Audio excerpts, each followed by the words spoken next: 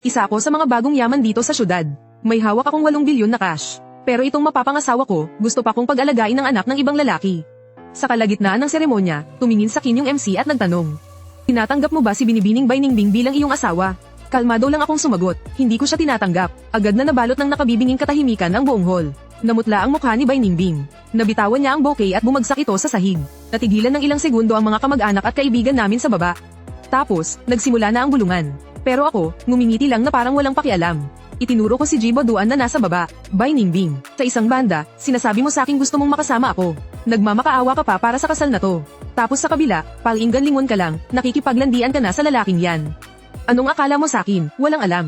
O baka naman iniisip mong hindi kita kayang iwan, na para ka lang tagagawa ng anak ko, Aber.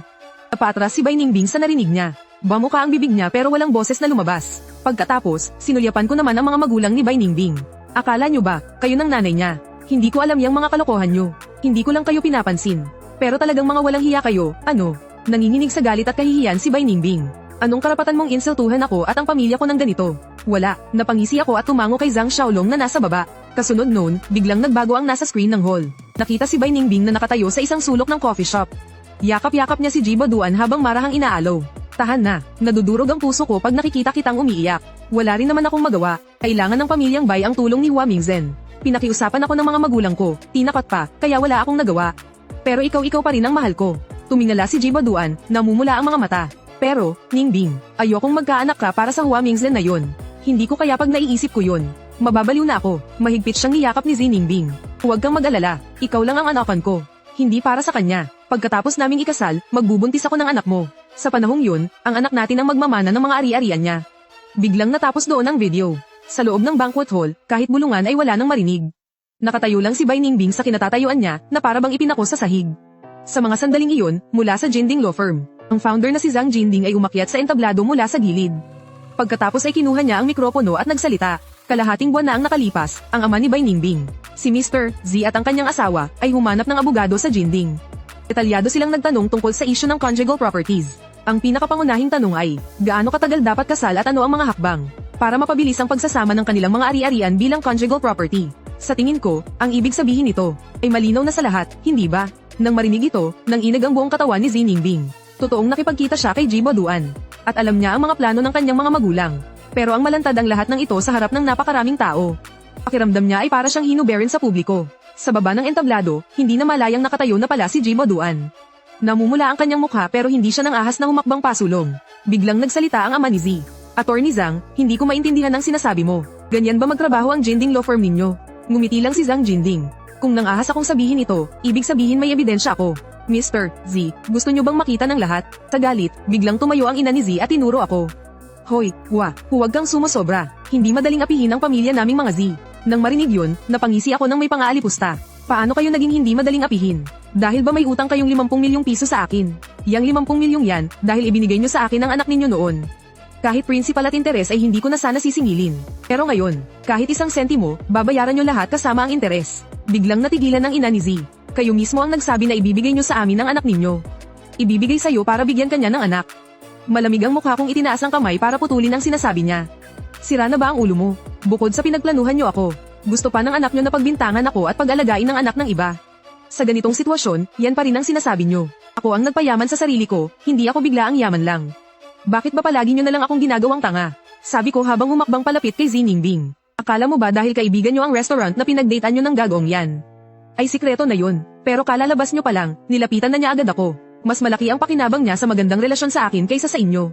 Kahit ganyang kasimpleng bagay hindi nyo maintindihan, tapos may gana pa kayong pagplanuhan ako. Nanginginig ang mga labi ni Ningbing. Nanlambot ang mga binti niya at napaupo na lang siya sa sahig. Ngumisi ako nang may pangaalipusta. Alam mo ba kung bakit ngayon ko to inilabas lahat? Gusto kong sabihin sa lahat ng babae, na kung gusto niyong sumama sa akin sa ginhawa, umayos kayo. Pangalawa, gusto kong sabihin sa lahat, na hindi lang sa ayaw ko na sayo, kundi kalaban mo na rin ako. Tignan natin kung sino pa ang mangangahas na damaykit sa pamilya Bai nyo. At panghuli, sisirain ko ng husto ang reputasyon mo at ng lalaking palamunin mo. Mula sa baba ng entablado, biglang sumugod si Jibo Duan. Itinago niya si Ningbing sa likod niya at galit na sumigaw. Sobra ka na, bakit mo ginaganito si Ningbing? Kung may problema ka, sa akin mo ibaling. Natawa na lang ako sa sinabi niya. Ibabay lang sa'yo, karapat dapat ka ba, ipinanganak kang para maging gago. Wala nang first time yang babaeng mahal mo. Habang umuungol siya sa sarap sa ilalim ko. Ikaw naman, nanunood ka pa ng porno para paligayahin ang sarili mo. Biglang napuno ang banquet hall ng mga pigil na hagat-joken. May mga nagtakip ng bibig, may mga nagbubulungan. May narinig pang ang boses na nagsabi, "So, isa lang pala siyang social climber." Nakatayo si Jibo Duan sa entablado, sobrang higpit ng kamao na bumaon na ang mga kuko niya sa palad. Talagang nang-aapi ka. Pagkarinig ko niyan, natawa na lang ako bigla. Ako ba ang nagsabi sa yung umakyat ka rito? Ako ba ang nagsabi sa yung protektahan mo siya? Ikaw mismo ang nagpumilit na umakyat dito para magpakatanga. Tapos ngayon, ako pa ang sinasabihan mong nang-aapi. Nanginginig sa galit ang buong katawan ni Jibo Duan. Pero wala siyang lakas ng loob na sumugod. Sa mga sandaling iyon, sumugod sa stage ang nanay ni Bai at biglang itinulak si Jibo Duan. Pagkatapos ay lumapit siya sa akin, kitang-kita sa mukha niya ang pagpapalapad ng papel.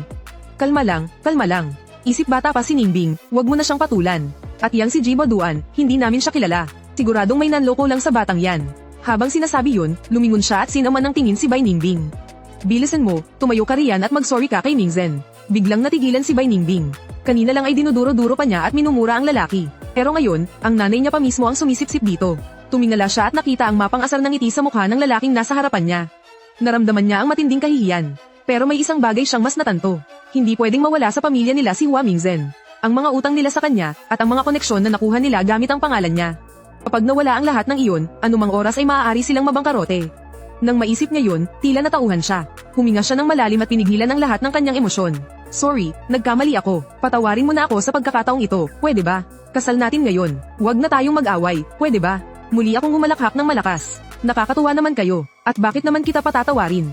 Maganda ka lang at matalino. Hindi naman sa hindi ka pwedeng palitan. At isa pa, sa nakikita ko ngayon. Sobrang katangahan na ng mga pinaggagawa mo. Bahagyang gumalaw ang mga labi ni Bai Ningbing at humakbang siya papalapit. Kahit naisip ko yung mga yun, hindi ko naman ginawa. Pinapangako ko sa'yo. Mula ngayon, magiging tapat na ako sa'yo. Tinitigan ko siya ng diretso sa mata. Sinabi mo kanina na naisip mo ang mga bagay na yun pero hindi mo pa ginagawa. Sunod-sunod na tumango si Bai Ningbing. Hindi ko talaga ginawa. Halos matawa na ako. Hindi mo ginawa, o ano ngayon? Natigilan si Bai Ningbing nang marinig iyon. Kaya mapapatawad mo na ako. Nang marinig ko yun, hindi ko na napigil ang tumawa. Mapapatawad kita. Pinaplano mo na kung paano mo ipapaalaga sa akin ang anak ng iba. Dahil lang hindi mo pa aktwal na nagagawa, kailangan na kitang patawarin. Paano kung hindi kita nahuli? Itutuloy mo talaga, di ba? Habang sinasabi ko to, kinuha ko ang mikropono at humarap sa lahat ng bisita. Makinig kayong lahat, simula ngayon, wala na akong kahit kititing na relasyon kay Bai Ningbing at sa pamilya niya. Dito sa syudad, sino mang magpapatuloy na makipag-ugnayan sa pamilyang Bai, ay automatikong ituturing na kumakalaban sa akin, si Hua Mingzen. Nasabi ko na ang gusto kong sabihin. Kayo na ang baalang mag-isip. Tuluyan nang nagpanik si Bai Ningbing. Hindi mo pwedeng gawin to. Kapag ginawa mo yan, tapos na ang pamilya namin. Talaga bang hahayaan mo lang na malugi ang pamilya namin? Pahinahon kong sinabi ng may kalmadong ekspresyon. Di ba gusto mong hanapin ang pag-ibig? Di ba mahal na mahal mo yung Jibo Duan na yon? Tinutulungan ko lang naman kayo. Gusto kong makita, kapag naging problema na ang mismong ikabubuhay ninyo. Kung yang tinatawag mong pag-ibig ay makakapagpakain sa'yo. Kung yang artistahing lalaki na gusto mo ay mapapasaya ka pa. Pagkasabi ko noon, lumabas ako ng banquet hall nang hindi lumilingon. Paglabas ko, inakbayan ko si Zhang Jinding. Sama ka sa akin sa kumpanya. Tol, may ibibigay akong racket sa'yo. Napangiti si Zhang Jinding at umiling. Hindi ba't para lang naman tulungan kang singilin ang utang sa'yo ng pamilya nila? Anong racket? Ako na ang bahala. Kinaumagahan, diretsyong sumugod si Zhang Jinding kasama ang team niya sa Bai Group. Ang Bai Group, hindi naman kalakihan, pero hindi rin naman kaliitan. Pero alam ng maraming tao, na umaasa lang ang mga Bai sa Mingzen Investment bilang tagapondo nila. Sa panahon ngayon, sa syudad na to, hindi mo alam kung gaano karaming kumpanya na sa tingin mo ay malalaki at magarbo. Pero kapag pinaglabas mo sila ng totoong pera, malamang kahit 100 milyon ay hindi nila mailalabas. Karamihan sa kanila ay umaasa lang sa financing at mga pautang para manatiling nakalutang. Pera lang na nasa papel. Sa'yo ngayon, pero bukas baka sa bangko na. At ang maliit kong kumpanya, mukhang simple lang. Pero lahat yan, purong cash flow. Magkaiba ang cash sa tinatawag na market value. Pumasok si Zhang Jinding sa lobby kasama ang mga tauhan niya. Makalipas ang ilang sandali, dumating sila sa opisina ng ama ni Bai, si Bai Yangyan. Todo-todo ang pag-aasikaso ni Bai Yangyan. Siya mismo ang may hawak ng takor at magsasalin sana ng tsaa para kay Zhang Jinding. Pero hindi umubra kay Zhang Jinding ang mga pakitang tao niya. Nang makalabas na ang sekretarya at maisara ang pinto, inilapag niya ang dalang file bag sa coffee table. Chairman Bai, nandito ako ngayon, bilang kinatawan ng Mingzen Investments para formal na. Tingilin ang utang ng kumpanya ninyo. Tuluyang nanigas ang ngiti ni Bai Yangyan. Binuksan ni Zhang Jinding ang file bag at naglabas ng photocopy ng kontrata. Ito ang loan contract ng kumpanya ninyo. Principal na 50 milyon, na may daily interest rate na 0.3%. Ang collateral ay itong office building na nakapangalan sa kumpanya ninyo. Noon, dahil sa pagsasanib ng dalawang pamilya, ipinatigil ni Boss Hua ang interes. Ngayon, hanggang sa araw na ito, ang kabuuang utang, kasama na ang principal at interes, ay 63 milyon at 500,000. Dalawa lang ang pagpipilian, bayaran ng buo ang principal kasama ang interes.